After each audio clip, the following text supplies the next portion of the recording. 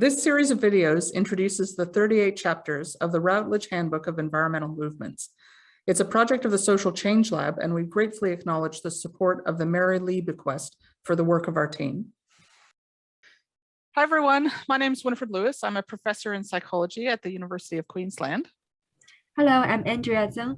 I'm a psychologist and a research assistant at University of Queensland.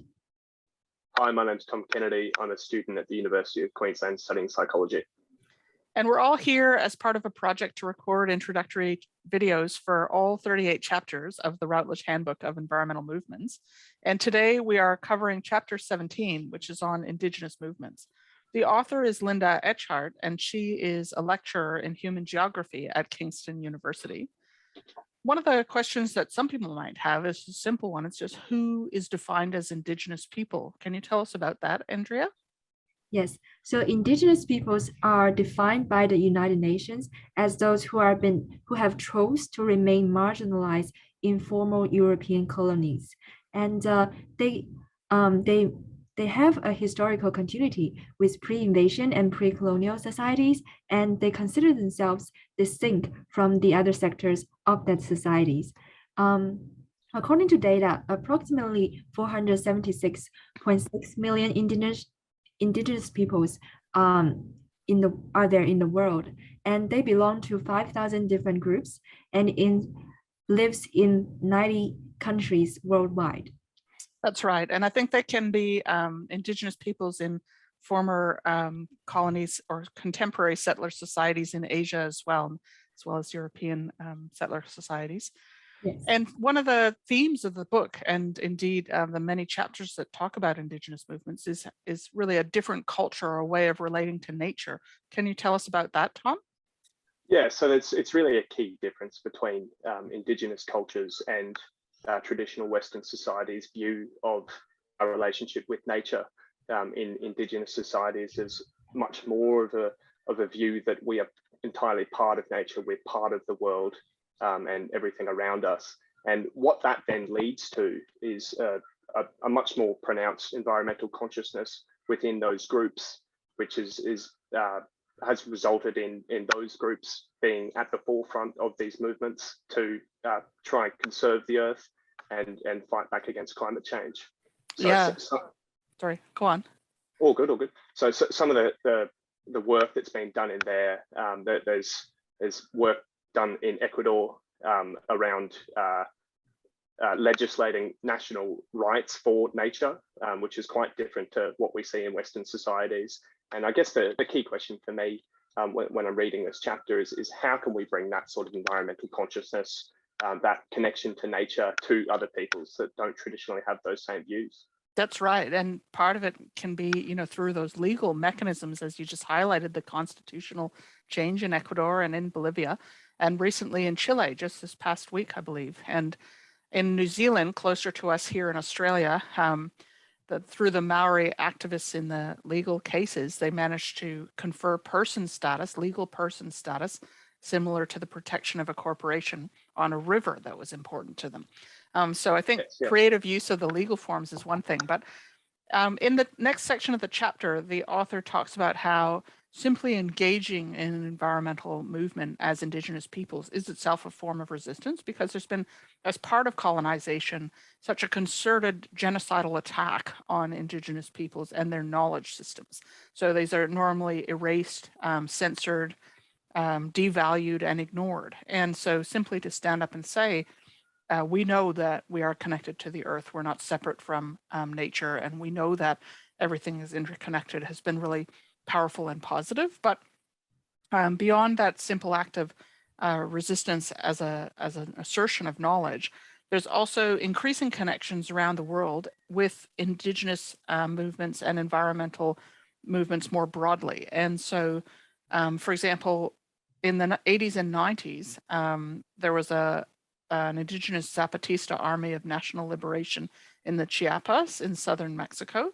And after 1994, they were able to create an alternative state. And this movement spread over the internet and inspired many other imitators in Latin America, and connected in with themes in the anti-globalization movement around the time of the Battle of Seattle in 1999.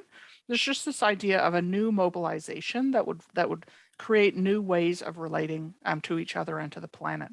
And so Indigenous leaders were involved in helping to set up alternative institutions like the World Social Forum. This is an event that's held at the same time as the World Economic Forum, which is sort of contemporary Western dominance and Western ideology. And it's attracted over 100,000 participants by 2004 and just continuing to increase since then. And that is like one of many ways in which Indigenous peoples have tried to connect into those movements. But a recurring theme has been that, there's challenges. What some of the successes maybe have come through connecting to the UN. Is that right, Andrea? Can you talk about that? Yes. So the world come to realize that there is a growing importance of the traditional indigenous knowledge in protecting the environment, and that result in the indigenous community kind of entered the discussion, the international discussion, and led to the creation of the International Union for the Protection of Nature in around 1948 to 1950. However, the indigenous people are still marginalized in the international conferences. By the 1970s, there are a gradual expansion of the indigenous movement, and they start to more and more appear in global environmental governance and the global stage. But despite there is a lot of success, there are also some disadvantage that indigenous people are marginalized from the United Nations Conference on Environmental and Development. So as a response to their exclusion, they actually hold a parallel gathering by themselves. So the World Conference of Indigenous People on Territory, Environment and Development was held on 1992. So although they are excluded from the UN decision making, they have put on a lot of, they have discussed by themselves a lot of environmental issues, including reducing global greenhouse gas and also fighting climate change. And there is also a vital link between the environmental movement and climate change activities and the rights of the indigenous people.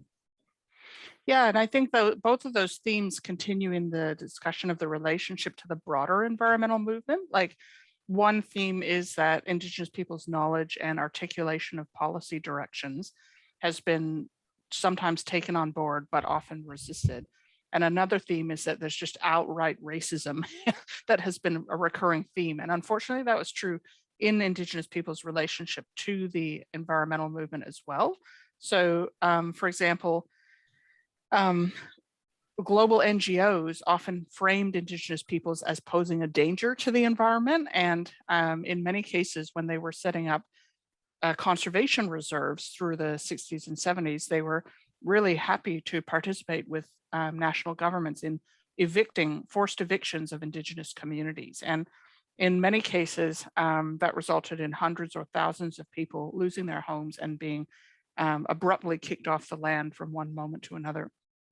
And of course, that was incredibly counterproductive because Indigenous communities' practices have been part of what sustained conservation in Africa and Latin America and around the world. So by the 2000s, the mood changed and new momentum developed for Indigenous local communities to be seen as allies from international NGOs. And that was advantageous in both directions. So it helped to preserve the conservation agenda because the Indigenous community's involvement in ecotourism and the like greatly increased the effectiveness of the conservation reserves. But in addition, the Indigenous groups were able to use the networks of the environmental movement to build alliances and to help pressure governments for domestic reforms and for recognition of their autonomy. And these coalitions were essential as many of the Indigenous groups, of course, are small with few resources and often facing violence by the state. One of the points that the author makes in the opening paragraph is that when you look at the hundreds of environmental activists that are killed every year by state actors like the military and the police and thugs hired by corporations. A gross disproportionate amount of them are from Indigenous peoples. So having alliances to exert that pressure is really important. And Indigenous leadership has been manifested around the world in a lot of different places. There's a few case studies in the chapter, and one of them is on Indigenous mobilization in India. Will you tell us about that, Tom? Yeah, so the author in this chapter has set out a couple of the different examples of collective Indigenous action in India around stopping developments in particular rural areas that are important to them. These examples show, on one hand, the potential power of this collective action, but also the disappointing results that these can have when the actual the people with the complete control over this do continue to go ahead and make these projects happen regardless. So one key example of that is with the Narmada Sada Sarovar Dam, which was eventually completed in 2019 despite widespread protests from Indigenous groups. And that ended up decimating cultures, 4 different cultures within India. Yeah, so disappointing. And I think one point I was struck by that the author made is that the Indigenous groups actually were successful in causing the World Bank to withdraw funding. But unfortunately, the national government and national elites kind of pushed ahead anyways, and they were ultimately victorious. Exactly. And that's despite more than 50,000 protesters demonstrating in the 1980s and hunger strikes for about 6,000 demonstrators in the early 90s, which led to that World Bank, the World Bank pulling out of that deal. But yeah, despite that, it continued anyway. And the other example talked through in this chapter is in the Kerala state of India, where the Karnataka state, where Indigenous people were evicted from the Naga Hole National Park, again in the 1990s, to allow logging companies to come in and cut down trees. Despite those protests happened, eventually those logging activities were continued, although they were eventually shown to be in violation of the laws of conservation of wildlife. But despite that, it had already happened. Yeah, and I guess that's another theme of the chapter, is that oftentimes these development activities are illegal according to local law, but they're not enforced, and that readiness to stand aside while the rights of Indigenous peoples are trampled with impunity, characterizes many Indigenous groups' experience. I think there was also a few examples from Africa, right, Andrea? Yes. So the things happens are quite similar in Africa, and with the governments kind of setting wild area as national parks, that inevitably resulted in the displacement and disposition of the Indigenous communities who lives in their homelands. And in order to the first displacement of the Indigenous people began in the 1970s, and it is a policy supported by the Kenya government, and the funding that is backing this activity is from the World Bank and the European Union. And this mass evictions of the Indigenous people continues. Yeah, they did continue. And unfortunately, they also started before the 70s. It was kind of a recurring theme of these terrible colonial era practices, but it continued after independence, is what you're saying. And the African governments were still in relationship with these institutions like the World Bank and the EU that were, dispossessing native peoples, Indigenous peoples, of their homes in order to create a conservation environment, fortress conservation, as that policy is called. Yes. And then I think there's a section as well within the chapter looking at the recent mobilization led by Indigenous peoples against the pipeline protests. And, the Standing Rock protests attracted social media and media attention from around the world and featured Indigenous communities from all over North America converging to try and stop the running of a pipeline through the water or in the water system of the local Dakota community. And that was important in a number of ways. It showed in significant Indigenous leadership of the environmental mobilization in North America at the time, and in particular, Indigenous women's leadership, which highlighted, which helped to create a pan-continental solidarity network that connected in with other causes and with other activists, even here in Australia. And when we look at the kind of concluding section of the chapter, the authors end on a sort of happier note where they're saying the Indigenous environmental movements are increasing exponentially in strength in parallel with the rise of the environmental movement, and they are at the forefront of climate change activism.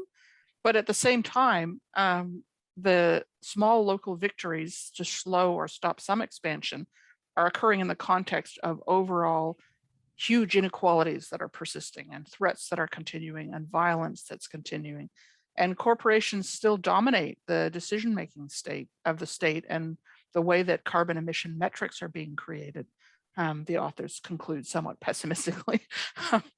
So I guess I feel like with this chapter, I learned a lot. It was in the context of a number of chapters in the handbook on Indigenous peoples and their relationship to environmental movements, but certainly most of the time I had little awareness of these historical campaigns in India and in Africa, the ones described in this chapter. And so I really appreciate the opportunity to learn and the opportunity to understand the global movement of Indigenous peoples and how they're contributing to the environment movement.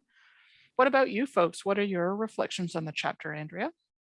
I really enjoy learning a lot of new information from the chapter, and I also feel that is quite there is quite a lot that we need to do regarding there is the Indigenous communities are key players in environmental protection and protecting the natural resources of the local area, but their Indigenous knowledge and also their effort are being underestimated by the Western societies. And I think there is a good example that how the World Bank is like founding the Kenya government to setting national parks, and which inevitably result in the displacement of the Indigenous community. I think that is one example of how Western values